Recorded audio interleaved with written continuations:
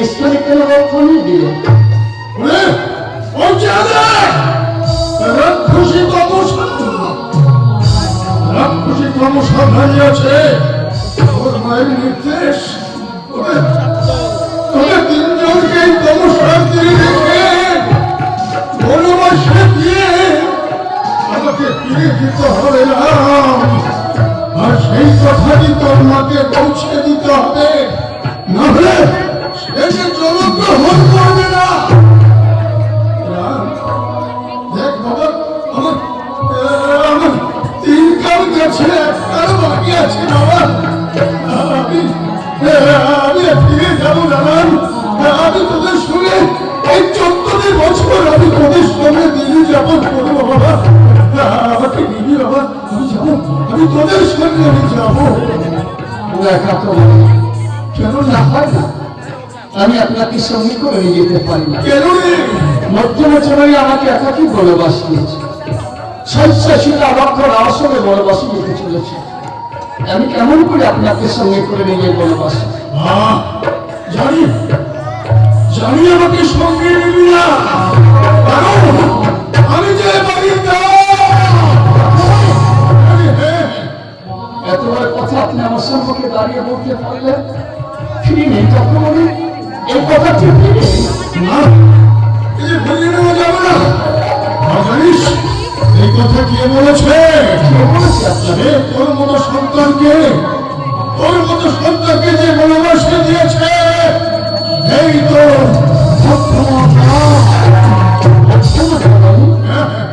আপনাকে দাস করে ধিক্কার দিয়েছে।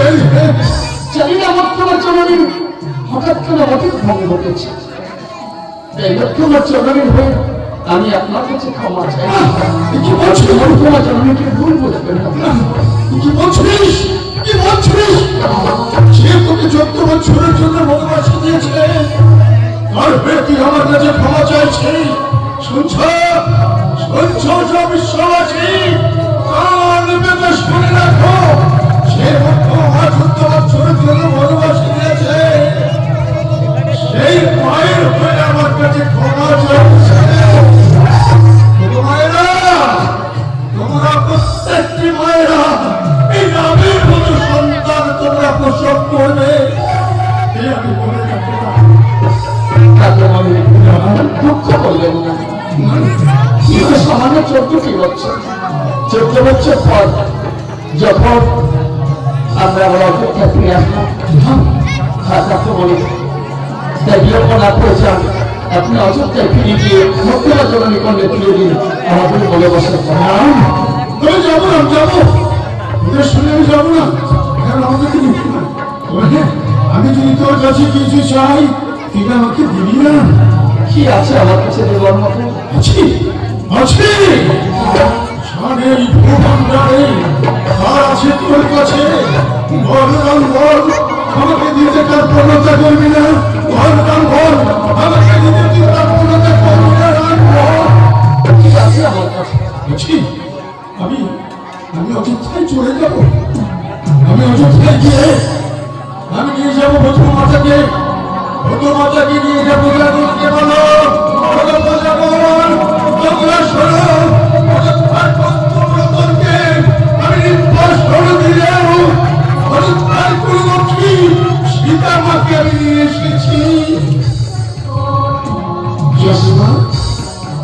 আপনি যদি পারেন সেটাকে বুঝিয়ে অযোধ্যায় ফিরে নিয়ে যেতে পারেন। চলো না, চলো আমার সাথে চলো না, আমি তোমাকে নিয়ে যাবো অযোধ্যায়। কাকুমণি, আপনি আমার থেকে বলবেন না কাকুমণি? বলতে পারেন কাকুমণি, আমি যে সতী নারী হয়ে প্রতিজ্ঞা ছাড়া আমি কি করে থাকি? বলতে পারেন কাকুমণি? রঘুনাথ পথ চলতে চলতে যদি ক্লান্ত হয়ে পড়ে, কে বলে রঘুনাথের পদ যুগল সেবা কাকুমণি? আপনি আমায় ফিরে যেতে বলবেন না কাকুমণি? সত্য কাকুমণি, শুধু আপনি দুই হাত ধরে আমায় আশীর্বাদ করবেন। এই 14 বছর যেন আমি রঘুনাথের পদ যুগল সেবা করি, আবার আসতে পারি আমরা এই অযোধ্যায়। সেবা করবার জন্য যাবি, বেশ পাবেশ আশীর্বাদের ভান্ডার। আমি তোকে উজাড় করে দিলাম, তোকে আমি এই আশীর্বাদ করলাম, তুই যেন স্বামী সোহাগিনী তুই যা রাজকুমারী, এই তপস্যা নদীর তীরে আমাদের তিনজনকে রেখে আপনি পুনরায় ফিরে চলেছেন অযোধ্যায়। এই অযোধ্যায় যাবার পরেই আপনি আমার প্রণাম গ্রহণ করুন, আপনি আমার প্রাণ করে আশীর্বাদ করুন। আশীর্বাদ করিলাম, শুধু আশীর্বাদ নয়, আমি তোকে আশীর্বাদ ভান্ডার উজাড় করে দিলাম। আর তোর প্রতি দিলাম আমি এক কঠিন দায়িত্ব। অযোধ্যার গ্রস্ত ব্রতকে তোর হাতে তুলে দিলাম, অযোধ্যার করে কৃষ্ণকে আমাকে তোর হাতে আমি তুলে দিলাম। তুই যে কোন থেকে বানাবি মাঝে হতে চয়ন করে আহার নিবারণ করি, উদর পরিপূর্ণ করি, সকল প্রকাশ সাধ্য হয়ে পড়বে। সন্ন্যার দ্বারদোষ থেকে স্বচ্ছ ধারা বাড়িয়ে নে, পিপাসা নিবারণ করবি। পথ চলতে চলতে যদি করতে হবে সে কর্তব্য দ্বারা করবি উৎপাদন। যদি কখনো বিপদে নেমে আসে সেই বিপদ তুই নিজে পক্ষ দ্বারা নিজে তুই সহ্য করবি। বেশ কাকমণি, আপনি আমি কথা দিলাম 14 বছরের মধ্যে আমার দেবতা দেবীর পশ্চাতে যত বিপদ আসুক না গেল শত বিপদকে দূরে সরিয়ে আমি আমার দেবতা দেবীকে রক্ষা করব। কারণ আমার দেবতা দেবী, আমার দেবতা আমার জীবনে ফুটন্ত গোলাপ।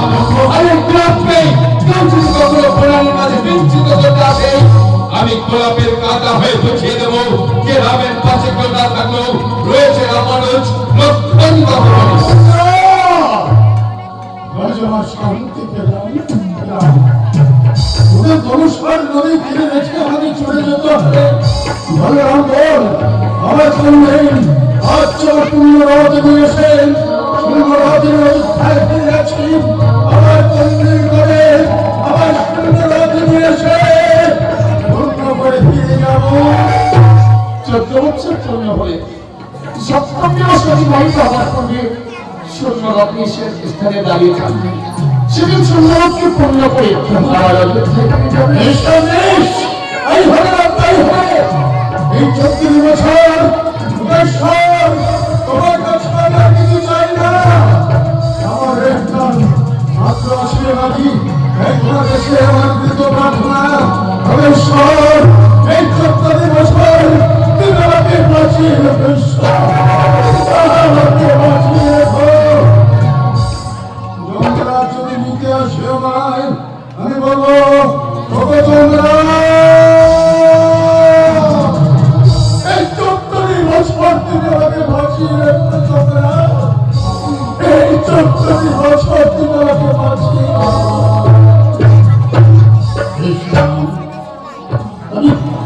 আমি চলে যাচ্ছি, আমি চলে যাচ্ছি। বিদায় রাম, বিদায় বিদায় বিদায় লক্ষ্মণ, বিদায় কাকমণি। বিদায় বিদায় মধুমতা, বিদায়।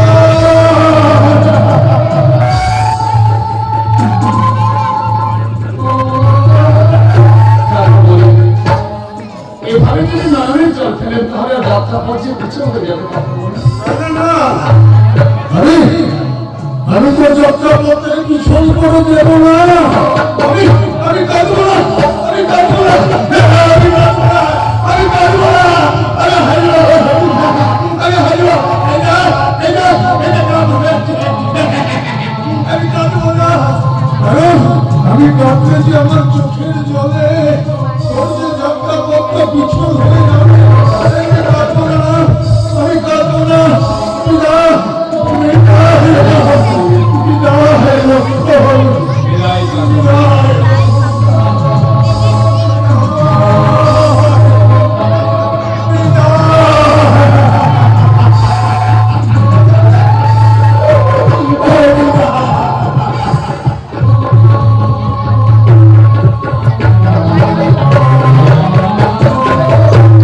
হয়ে গেল। আমি সপ্তম সমাগিনী তিরুপতি নিয়মিকে বিসর্জন দিয়ে শূন্যরথ নিয়ে নয়নের জলে বক্ষ হিসেবে বসে ফিরে গেল। পরিবেশ ভালো পশ্চিম অস্ত্র দিয়ে চলেছে। সন্ধ্যা প্রায় ফুটে আসে। দেবতা, বলতে পারো ভাই, আজকাল প্রতিদিন আমরা কার কাছে গিয়ে একটু আশ্রয় দেবো? সত্যই বলেছেন বাবা। আসি। আজকের এই নিশাভাগে আমরা কোথায় গেলে একটু আশ্রয় মনে করছি সিংহপুরে রয়েছে তোমারই তোর বহু মিথ্যা। আজকের এই নিশাভাগে ওই মিত্র দাদার কাছে গিয়ে আশ্রয় পেলেও হয়তো আমরা পেতে পারি না। ঠিক বলেছিল। তাই ঠিক হয় চলার প্রেরণায় এই মুহূর্তে আমরা কেন্দ্রীয় স্থান পরিত্যাগ করে ছুটে যাই সেই সিংহবীরপুরের